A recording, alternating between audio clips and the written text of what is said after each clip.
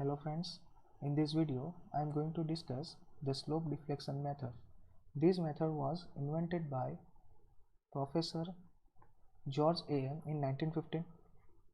This method is useful to analyze the indeterminate structures, and in this method the joints are considered rigid and the rotation and settlement are considered as unknowns. Okay, so the important sign convention and the equations used in these methods are: the first one is the fixed end moments. Okay, first we will discuss about sign convention. Okay, if there is anti-clockwise moment,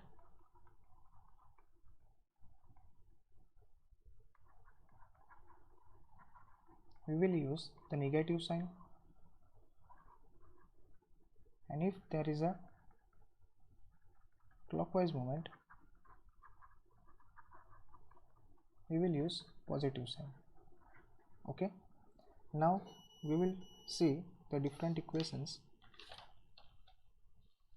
Okay, so the first equation, these are the very most important equation. Okay, अगर हमको ये नहीं पता है तो हम इसके examples जो है वो सॉल्व नहीं कर सकते. सो प्लीज़ आप एक बार ध्यान से सीख लीजिएगा. Okay, so this is the fixed beam AB and the central point load is given W kilonewton. Then the fixed end moment will be generated as follows. Here anti-clockwise moment and this support clockwise moment. तो यहाँ पे इसको हम क्या लेंगे, negative, और यहाँ पे लेंगे पॉजिटिव. सो इक्वेशन क्या बनेगा इसका, तो M F A B is equal to minus W L by 8, where L is the span of beam. और उसी तरह से यहाँ की बात करते हैं तो वो क्या बनेगा, M F B A is equal to plus W L by 8. Right. Second equation, अब हम बात करते हैं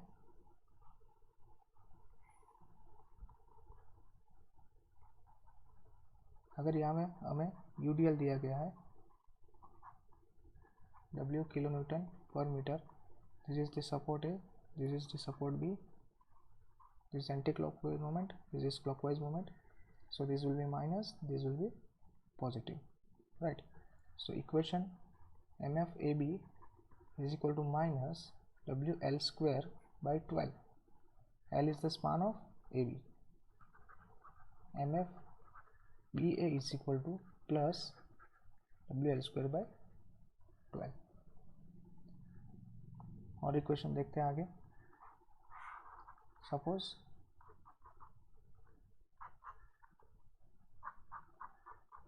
this is the fix beam and यहाँ पे जो लोड लग रहा है पॉइंट लोड वो सेंट्रल लोड नहीं है. राइट, सो यहाँ से ए के उसका डिस्टेंस है स्मॉल ए और बी से इसका डिस्टेंस है इस साइड स्मॉल बी, और टोटल जो स्पान है वो हो जाएगा हमारा स्मॉल एल. तो यहाँ पे जो एंटी क्लॉकवाइज मोमेंट होगी, यहाँ पे clockwise moment. So M F A B का इक्वेशन क्या बनेगा,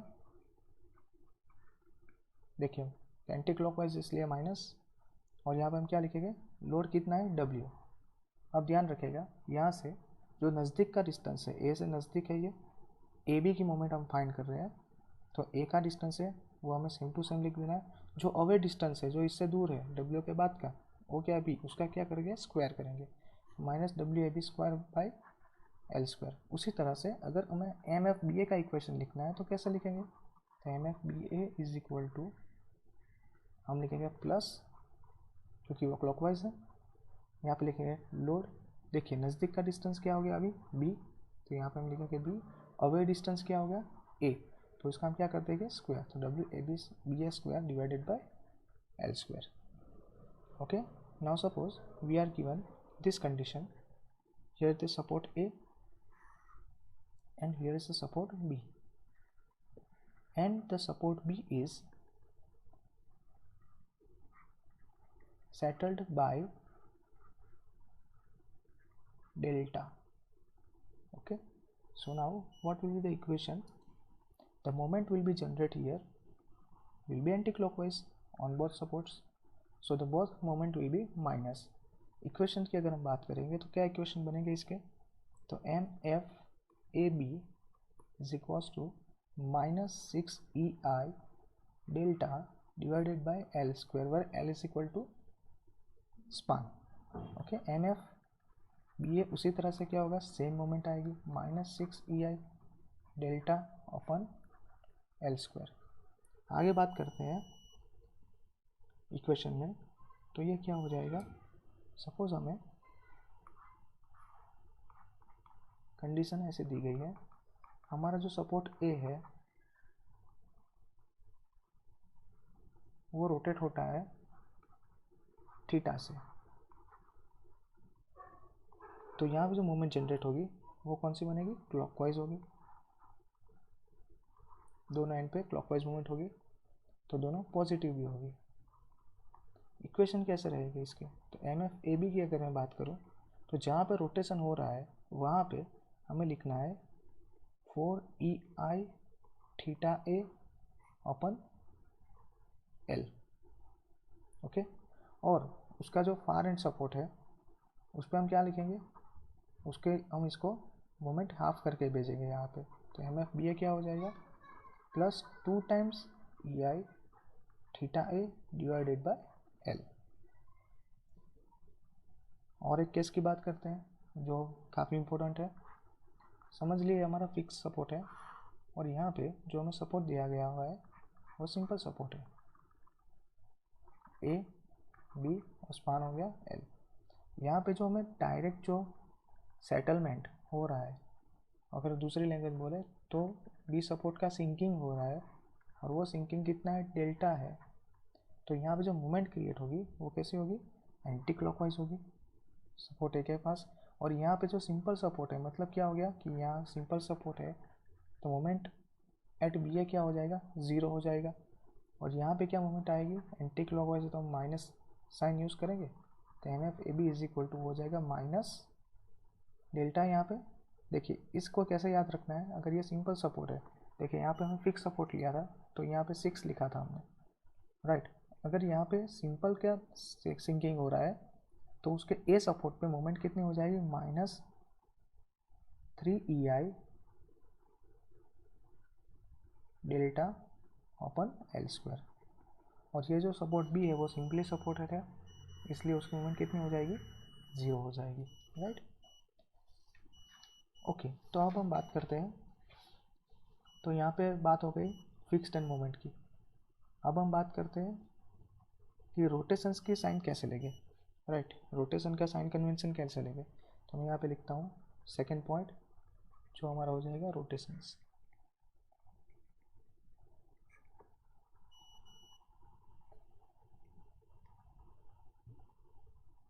फॉर एग्जाम्पल ये जो हमारा बीम है ए बी, और जो बी सपोर्ट है, जो बी सपोर्ट है उसकी हम बात करेंगे, और ए सपोर्ट के पास बात करेंगे, अगर ऐसे वो रिफ्लेक्ट हो रहा है, राइट, तो यहाँ से एक टेंजेंट ड्रॉ करेंगे, यहाँ से एक टेंजेंट ड्रॉ करेंगे, तो ये हमारा क्या हो जाएगा, थीटा ए, और ये हमारा क्या हो जाएगा, थीटा बी हो जाएगा। तो अगर आपने गौर किया होगा यहाँ पे, अगर आपने ध्यान दिया होगा, तो ये जो हॉरिजॉन्टल हमारी ओरिजिनल बीम की पोजीशन थी, सॉरी, ये जो हमारी हॉरिजॉन्टल बीम पोजीशन थी उसकी डिफ्लेक्शन के ऊपर हमने क्या किया, टेंजेंट के ऊपर क्या किया, हमने एंगल को ड्रॉ किया, रोटेशन हुआ, तो कैसे कहाँ वर्क कर रहे हैं, क्लॉकवाइज जा रहे हैं, मतलब यहाँ पे रोटेशन जो हो रहा है वो क्या हो रहा है, क्लॉकवाइज रोटेशन हो रहा है, तो उसको हम लेंगे पॉजिटिव। और आप इस साइड पे देखोगे बी साइड के ऊपर, तो हम कैसे जा रहे हैं, एंटी क्लॉकवाइज, तो यहाँ का जो होगा वो रोटेशन कैसा हो गया, एंटी क्लॉकवाइज रोटेशन हो गया।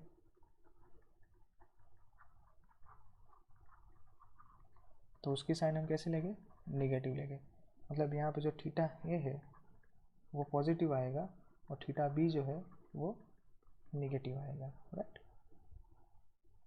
अभी बात करते हैं सेटलमेंट्स, और आप बोल सकते हो डिस्प्लेसमेंट, सिंकिंग।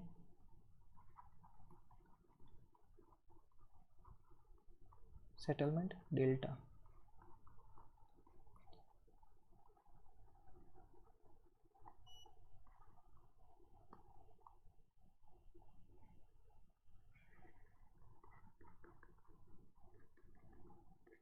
कि हमारा ए, ये बी। अगर बी की बात करें तो बी जो है वो ऐसे सेटल हो रहा है, यहाँ है डेल्टा। तो देखिए इसमें कुछ रट्टा मारने की ज़रूरत नहीं है। ये जो हमारा बीम है वो रोटेट कैसे हुआ, ऐसे हुआ, मतलब ये क्या हो गया, पॉजिटिव हो गया, पॉजिटिव रोटेशन हुआ, क्लॉकवाइज रोटेशन हुआ। तो यहाँ पे जो डेल्टा आएगा वो भी कैसा आएगा, वो भी पॉजिटिव आएगा। अब उससे अपोजिट बात करते हैं, ये सपोर्ट ए, सपोर्ट बी। सपोर्ट बी का अगर, सपोर्ट ए का अगर हो गया डिस्प्लेसमेंट तो ये कैसा हो जाएगा, ऐसे हो जाएगा।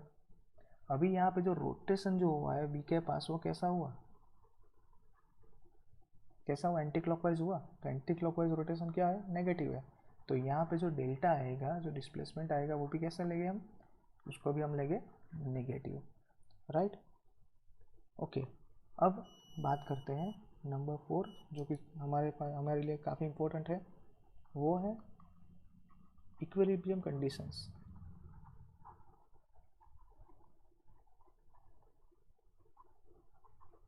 जो हमें काम आती है हमारी फाइनल मोमेंट डिराइव करने के लिए। इसके बाद हम देखेंगे जो हमारा स्लोप डिफ्लेक्शन है उसका मेन इक्वेशन क्या है। पहले हम इसके लिए डिस्कस कर लेते हैं। फॉर एग्जांपल यहाँ पे हमारे पास कंटिन्यूस बीम दिया गया है ए, यहाँ पे सिंपल सपोर्ट बी और यहाँ पे सी। तो इसके अंदर हमें पता है कि ये अगर फिक्स सपोर्ट है तो यहाँ पे रोटेशन तो होने वाला नहीं है, रोटेशन ज़ीरो हो जाएगा। लेकिन यहाँ पे रोटेशन मिलेगा, बी के पास रोटेशन मिलेगा। तो यहाँ पे अननोन्स क्या है, तो वो हो जाएगा थीटा बी। अभी मुझे एक अननोन को सॉल्व करने के लिए कितने इक्वेशन अवेलेबल होने चाहिए, एक होना चाहिए, मिनिमम एक इक्वेशन तो होना ही चाहिए। तो यहाँ पर आप कंसिडर कीजिए कि ये जॉइंट बी है, राइट, वो हमारा जॉइंट बी है। उसके पास जो मोमेंट आएगी, कौन सी मोमेंट, एम बी ए और एम बी सी, उसका अगर हम एल्जेब्रिक सम करेंगे तो वो कितना आएगा, ज़ीरो। तो ये हो गई हमारी इक्विलिब्रियम कंडीशन। तो मैं लिख सकता हूँ M B A plus M B C is equal to zero. मैं आपको बाद में दिखाता हूँ ये एम बी ए का इक्वेशन कैसे लाते हैं, राइट। जो एम बी ए का इक्वेशन है वो हमारा स्लोप रिफ्लेक्शन का इक्वेशन है, जिसको हम फाइनल मोमेंट बोलते हैं, राइट। ओके, और अब यहाँ पे कंडीशन ऐसी कुछ है, बी और सी दोनों सिंपल सपोर्ट्स हैं, ए बी एंड सी। यहाँ पे क्या हो जाएगा, अननोन्स कितने हो गए, दो हो जाएंगे, थीटा बी थीटा सी। तो मैं लिखता हूँ यहाँ पे अननोन्स थीटा ए, सॉरी थीटा बी, और यहाँ पे हो जाएगा थीटा सी। इसके लिए सॉल्व करने के लिए क्या चाहिए होगा, दो इक्वेशन चाहिए होंगे। देखिए पहला तो हमें पता है कि अगर सिंपल सपोर्ट है, अगर एंड सपोर्ट सिंपल है तो यहाँ पे जो मोमेंट आएगी एम सी बी वो क्या होगी, ज़ीरो। तो ये हो गया एक कंडीशन। दूसरी कंडीशन कौन सी आएगी, ये जॉइंट हो गया बी, तो उसके फिर से M B A plus M B C is equal to क्या हो जाएगा, ज़ीरो, राइट। तो मैं लिख सकता हूँ M B A plus M B C is equal to zero. तो हमारे पास दो इक्विलिब्रियम कंडीशंस हो गई और अननोन भी हमारे पास दो है, तो मैं उसको कैलकुलेट कर सकता हूँ। आगे बढ़ेंगे, अगर हमारे पास तीनों के तीन सपोर्ट सिंपली सपोर्टेड है तो क्या होगा, तो अननोन्स कितने हो जाएंगे, तो रोटेशन सब जगह पे होगा। तो मतलब अननोन्स हो गए तीन, theta A theta B and theta C. Conditions भी कितनी अवेलेबल होनी चाहिए, तीन होनी चाहिए। देखते हैं, देखिए ये हो गया and support simple, and support simple, right. तो एम ए बी क्या हो जाएगा, ज़ीरो हो जाएगा। एम सी बी क्या हो जाएगा, वो भी ज़ीरो हो जाएगा। और बचा क्या, जॉइंट बीच का, तो जॉइंट के क्या लगेगा, M B A plus M B C is equal to zero. तो ये हो गया हमारी तीन कंडीशन, जिससे हम ये तीन अननोन है उसको कैलकुलेट कर सकते हैं। अब जाते हैं आगे। अब समझिए कि ऐसा कुछ हमें दिया गया है, ये ए, यहाँ पे बी, यहाँ पे सी और यहाँ पे डी। तो ये कैसे हो जाएगा, कितने अननोन्स हो गए यहाँ पे, दो अननोन्स हो गए, एक बी के पास रोटेशन, सी के पास रोटेशन। तो ये हो गया हमारा थीटा बी और ये हो गया हमारा थीटा सी। और इक्वेशन कितने बचेंगे यहाँ पे, तो 2 जॉइंट है तो 2 इक्वेशन मिलेंगे हमको। देखिए M B A plus M B C is equal to 0 and M C B plus M D C, sorry M C D आएगा यहाँ पे, M C D is equal to 0। तो देखिए 2 conditions 2 unknowns, we can calculate this, right. Okay, अब आगे बात करते हैं कि ये फाइनल मोमेंट है उसका इक्वेशन हम कैसे करते हैं। उसको बोलते हैं formation of slope deflection equation.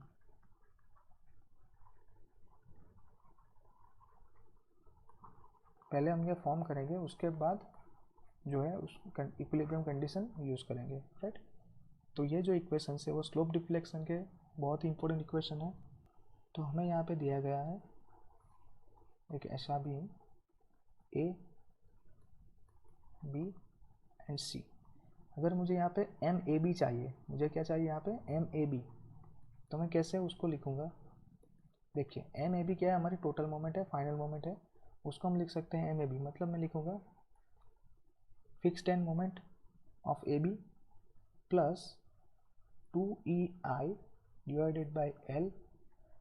आई क्या है यहाँ पे, moment of inertia of beam, E है modulus of elasticity, into twice theta A plus theta B minus 3 delta upon L.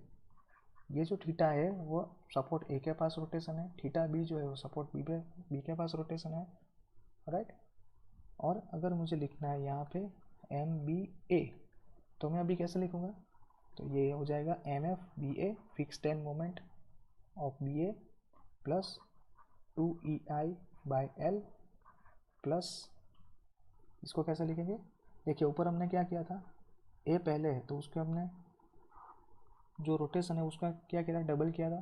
तो यहाँ पे अभी बी पहले आ गया तो उसको कैसे याद रखेंगे, तो twice theta B plus theta ए